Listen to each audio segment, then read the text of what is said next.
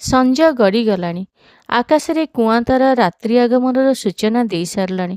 କ'ଣ ଭାବି ସୁରୁଚି ବସି ପଡ଼ିଥିଲା କେଜାଣି, ସଞ୍ଜ ଦେବାକୁ ବି ଭୁଲିଗଲା। ଛି ଛି ଛି, ପୋଡ଼ା ମନଟା କୋଉଠି ଥିଲା କେଜାଣି।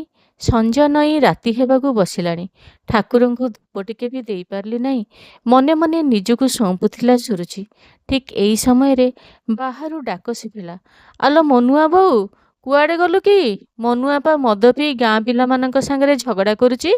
ସୁରୁଚି ଡାକ ଶୁଣି ଦୌଡ଼ିଗଲା ଦାଣ୍ଡକୁ। ମନୁ, ମନୁରେ, ଏ ମନୁଆ। ଡାକ ଛାଡ଼ି ଦୌଡ଼ିଲା ମଦ ଭାଟିକୁ ପୁଅକୁ ଆଣିବାକୁ। ସେତେବେଳେ ପୁଅ ତାର ମଦ ନିଶାରେ ଚୁର୍ ହେଇ 5-6 ଜଣ ପିଲାଙ୍କ ସାଙ୍ଗେ ମାରପିଟ୍ ଲାଗୁଥିବା ଦେଖି ପୁଅର ହାତ ଧରି ଝଗଡ଼ା ଭିତରୁ ଭିଡ଼ି ଆଣିଥିଲା। ଆଉ ତା ସଙ୍ଗେ ସଙ୍ଗେ ପାଖରେ ପଡ଼ିଥିବା ଏକ ବାଡ଼ି ଗୋଟେଇ ଆଣି ମନ ଇଚ୍ଛା ପିଟି ଚାଲିଥିଲା। ପିଟି ପିଟି ଘରକୁ ଆଣିଲା ବେଳେ ମନୁ ଖାଲି କହୁଥିଲା, ମା, ମୋ ବାପା କିଏ କହ। କେମିତି କହିବ ସୁରୁଚି ତା ବାପାର କଥା? ଘରକୁ ଆସିଲା ପରେ ପୁଅ ଦୁଆର ବନ୍ଧରେ ଅଚେତ ହେଇ ପଡ଼ିଗଲା। ବୋଧେ ମଦ ଅଧିକ ପିଇ ଦେଇଥିଲା ଓ ନିଶା ବି ବଡ଼ ଜୋରରେ ହେଇଯାଇଥିଲା। ସୁରୁଚି ବି ଲଥ୍ କିନା ବସି ପଡ଼ିଲା ପୁଅ ପାଖରେ। ଆଉ ଧୀରେ ଧୀରେ ତା ମୁଣ୍ଡରେ ହାତ ବୁଲଉ ବୁଲଉ ମନ ତାର ଚାଲି ଯାଇଥିଲା ଅତୀତକୁ। କଳାହାଣ୍ଡିର ନିପଟ ମଫସଲ ଗାଁର ଗରିବ ଘରର ବଡ଼ ଝିଅ ଥିଲା ସୁରୁଚି। ତା ତଳକୁ ଆଉ 3 ଜଣ ଭାଇ।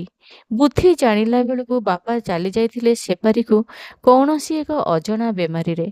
ଆଉ ମା, ବାପା ମରିବାର କିଛି ଦିନ ପରେ ଆଉ କାହାର ହାତ ଧରି ଛାଡ଼ି ଚାଲି ଯାଇଥିଲା ସୁରୁଚି ସାଙ୍ଗରେ ତାର ଆଉ 3 ଭାଇଙ୍କୁ। ସୁରୁଚିକୁ ସେତେବେଳେ କେବଳ 10-11 ବର୍ଷ। ବାପା ଥିଲାବେଳେ ପାଖ ପ୍ରାଥମିକ ସ୍କୁଲରେ 3 କ୍ଲାସ୍ ଯାଏଁ ପାଠ ପଢ଼େଇ ଦେଇଥିଲେ। ତାପରେ ପାଠରେ ଦୋଳି ବନ୍ଧା ହେଇଗଲା। ମୁଣ୍ଡରେ 3 ଭାଇ ଓ ନିଜ ପେଟ ପୋଷିବାର ବଡ଼ ଦାୟିତ୍ୱର ବୋଝ ଉଠାଇବାକୁ ପଡ଼ିଲା।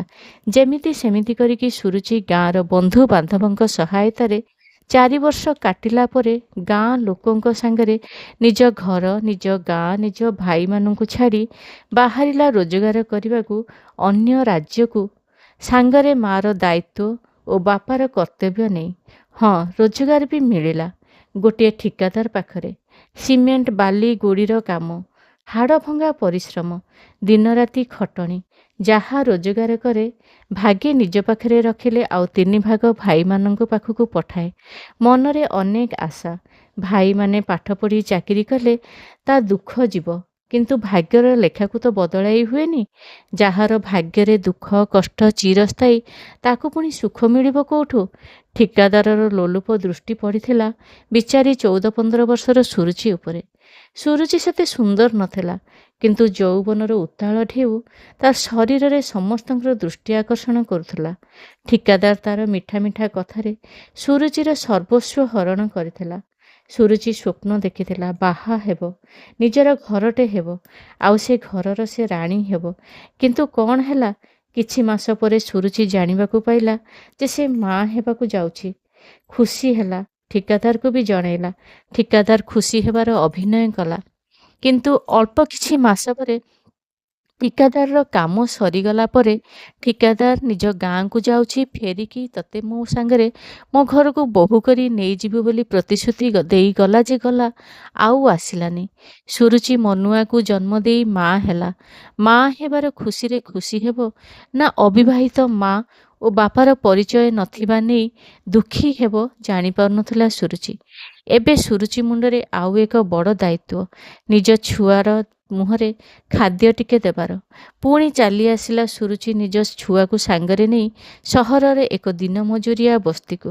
ସେଠି ସେ ଆଶ୍ରୟ ନେଲା ଗୋଟେ ବୁଢ଼ୀ ଲୋକର ଘରେ, ଯିଏକି ସେ ବସ୍ତିରେ ଗୋଟିଏ ବଖରା ଘର ଓ ଘର ଆଗରେ ଛୋଟ ପିଣ୍ଡା ଥିବା ଘରେ ରହୁଥିଲା। ତାରି ପିଣ୍ଡାରେ ରହିଲା ସୁରୁଚି ନିଜ ପୁଅ ମନୁଆକୁ ଧରି।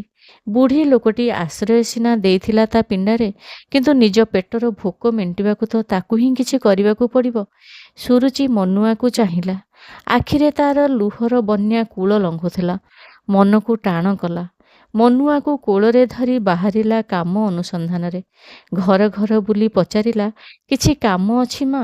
ଘରର ସବୁ କାମ କରିବି, ମୋତେ କାମଟିରେ ରଖ। କିନ୍ତୁ କୋଳରେ ଛୋଟ ଶିଶୁକୁ ଦେଖି ସମସ୍ତେ ମନା କରିଥିଲେ। ପିଲା ସମ୍ଭାଳିବ ନା ଘର କାମ କରିବ ମ?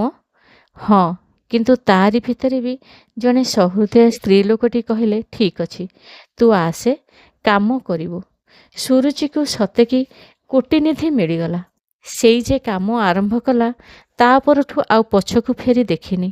ପୁଅକୁ କୋଳରେ ଧରି ନିଜ ପିଠିରେ ବାନ୍ଧି କାମ କରିଚାଲିଲା। ୟାରି ଭିତରେ 15 ବର୍ଷ ବିତିଗଲାଣି। ମନୁଆ ବି ବଡ଼ ହେଇଗଲାଣି। ଭାଇମାନେ ବାହାସାହା ହେଇ ନିଜ ନିଜ ସ୍ତ୍ରୀମାନଙ୍କ ସାଙ୍ଗରେ ଚଳିଲେଣି। କିନ୍ତୁ ସୁରୁଚିର ଦୁଃଖ ଗଲାନି। ଆଜି ବି ସେ ଘର କାମକୁ ଯାଉଛି। ପୁଅ ମନୁଆ ବସ୍ତି ପିଲାଙ୍କ ସାଙ୍ଗରେ ମିଶି ପାଠ ଛାଡ଼ି କୂଅ ଅଭ୍ୟାସରେ ଲିପ୍ତ ହେଲାଣି।